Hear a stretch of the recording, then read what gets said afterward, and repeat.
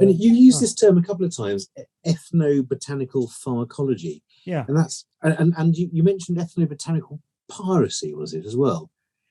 And is that essentially seeing what certain ethnic or Aboriginal peoples use, and then trying to find a scientific rationale for it, and subverting that to big pharma? Yeah. So ethnobotany,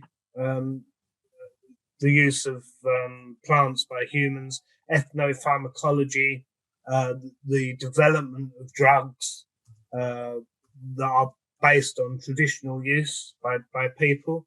I mean, if we go back into the 1950s, 1960s, it was deemed quite acceptable to go out to Africa, South America, find plants, bring them back, turn them into drugs, make lots of money.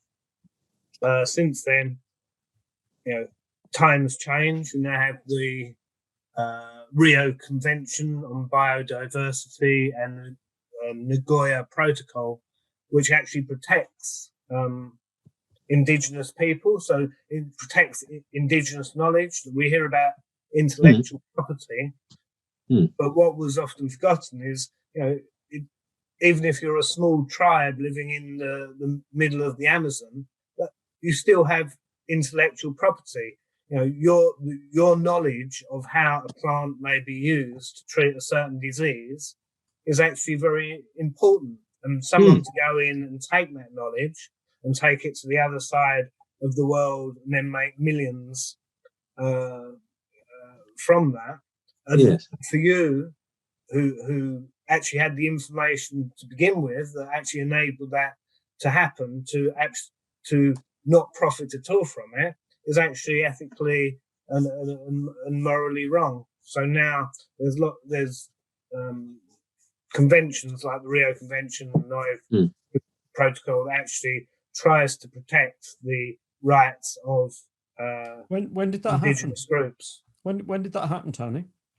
Not until the 1990s. These things come in, so quite late, really. Right. And they're not retrospectively applied. So these. No, absolutely. Yeah. Wow. Yeah. Wow. Okay. That. So these are things like the Nagoya Protocol, Rio Convention. They're absolutely great. They're actually what should have happened. But the negative side, it's totally stopped any interest in pharmaceutical companies wanting to do research into plants. Yeah, because it costs them more money. It costs them more money. It's the involvement, the kind of red tape and bureaucracy. Yeah.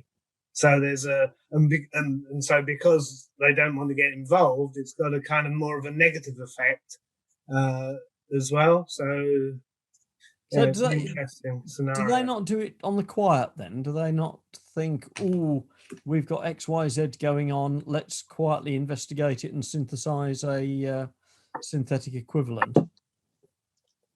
It's difficult to do it on the quiet because whenever you need, before you get onto clinical trials, first of all, you need to publish your first in vitro sort of data, and then whoever's doing the peer review wants to know, one of the questions you're going to be asked is, where would the plants come, where did they come from?